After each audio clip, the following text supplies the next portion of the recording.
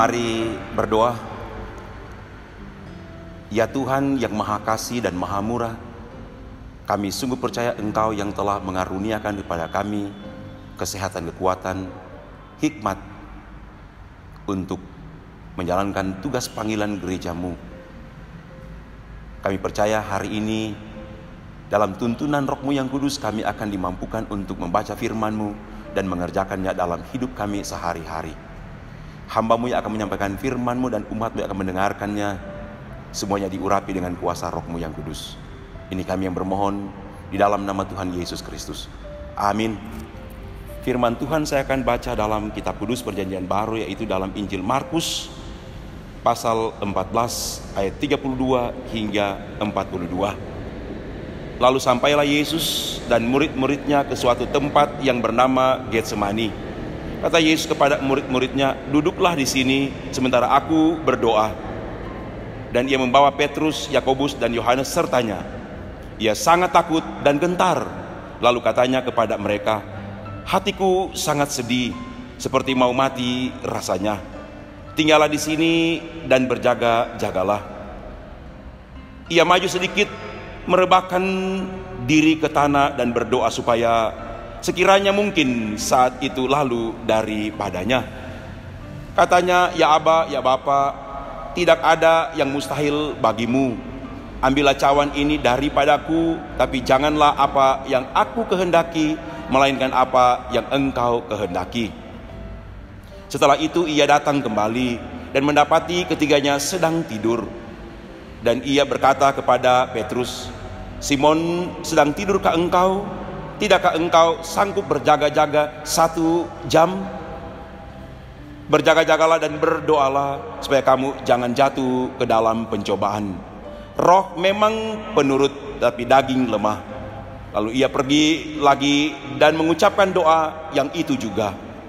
Dan ketika ia kembali pula, ia mendapati mereka sedang tidur, sebab mata mereka sudah berat dan mereka tidak tahu jawab apa yang harus mereka berikan kepadanya.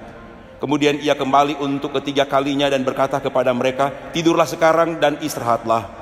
Cukuplah, saatnya sudah tiba. Lihat, Anak Manusia diserahkan ke tangan orang-orang berdosa. Bangunlah, marilah kita pergi. Dia yang menyerahkan aku sudah dekat." Terpujilah Tuhan Yesus Kristus sebagai Kepala Gereja, Juru Selamat dan Tuhan dunia, yang telah menghentar gerejanya, Gereja Masih Injil Minahasa, untuk memasuki dan merayakan minggu sengsara ini. Saya sungguh meyakini atas kasih sayang dan perlindungannya, gereja-gereja di dunia ini juga dihentar oleh Yesus Kristus untuk merayakan minggu sengsara, supaya di minggu sengsara ini kita diperlengkapi dan dilayakkan nanti untuk makan roti dan minum anggur dalam suatu perayaan perjamuan kudus di Jumat Agung yang akan datang. Belajar dari firman Tuhan yang saya telah bacakan tadi dalam kitab kudus perjanjian baru menurut Injil Markus pasal 14 ayat 32 hingga 42, kita diingatkan tentang bagaimana merefleksikan the power of prayer, tentang kuasa daripada doa. Di dalam doa ini, di Taman Getsemani, Tuhan Yesus memberikan pengajaran dan sekaligus mendemonstrasikan tentang bagaimana kita harus berdoa, di mana kita harus berdoa, kapan kita harus berdoa, dan bagaimana isi atau contents dari doa yang kita sampaikan. Juga kita di bagian pembacaan Alkitab ini diingatkan tentang berbagai hal yang menghalangi ketika kita sedang berdoa. Saya sungguh percaya melalui teks ini, melalui naskah ini, di minggu sengsara yang keempat ini, kita semua diberikan kemampuan untuk merefleksikan ini, dan sekaligus refleksi-refleksi kita ini tidak hanya refleksi teologis Alkitabiah, tapi juga refleksi empirik sesuai dengan konteks yang ada saat ini. Saat ini kita berada dalam konteks di mana wabah COVID-19 ini sementara menyerang masyarakat dunia ini. Saya sungguh merindukan supaya Gereja Masih Injil Minahasa bersama dengan pemerintah kita ambil bagian untuk dapat menghentikan penyebaran COVID-19 ini.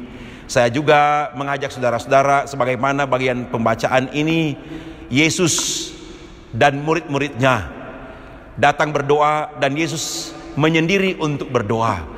Menghayati pembacaan Markus 14 ayat 32 hingga 42 ini, saya mengingatkan bahwa pengalaman murid-murid bersama dengan Tuhan Yesus di Taman Getsemani, Yesus menyendiri dan berdoa.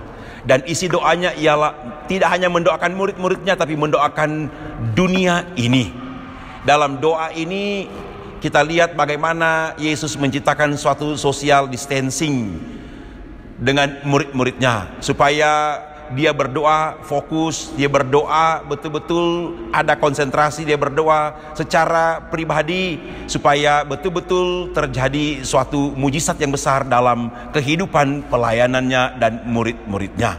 Saya mengingatkan kepada warga gereja Masih Injil Minahasa supaya di beberapa hari ke depan ini, dengan kondisi yang sangat krusial yaitu COVID-19 ini, kita betul-betul memberi waktu untuk berdoa, sekaligus kita memberi waktu untuk mentaati apa yang disampaikan oleh pemerintah dan gereja tentang social distancing, menjaga jarak.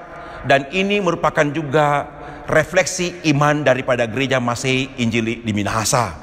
Sambil kita menghayati bagian pembacaan ini, kita merealisasikannya, kita mengkonkretisasikannya melalui belajar dari rumah, bekerja dari rumah, dan ibadah dari rumah.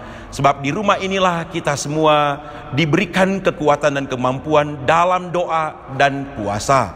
Dari rumah inilah juga kita dilatih bagaimana untuk belajar. Dari rumah ini juga kita dilatih bagaimana untuk bekerja. Dari rumah inilah kita dilatih bagaimana untuk mengasihi, bagaimana untuk mengampuni, bagaimana untuk menghormati orang tua, bagaimana untuk mencintai gereja dan tidak akan meninggalkan gereja ini apapun alasannya, dan bagaimana kita mencintai Alkitab, Perjanjian Lama dan Perjanjian Baru sebagai firman Allah yang tertulis, dan bagaimana dari rumah ini kita mampu hidup dalam satu faith community, komunitas iman, kakak beradik, orang tua, supaya dari rumah inilah betul-betul kita dapat ambil bagian dalam rangka memutus mata rantai penyebaran COVID-19 ini. Saya sungguh percaya di minggu-minggu sengsara ini kita semua bersama-sama sebagai gereja Masih Injil Minahasa memohon pengasihan, kemurahan, kasih sayang Tuhan, sehingga kita di minggu-minggu sengsara ini sungguh-sungguh diperlengkapi dan dilayakkan untuk ambil bagian nanti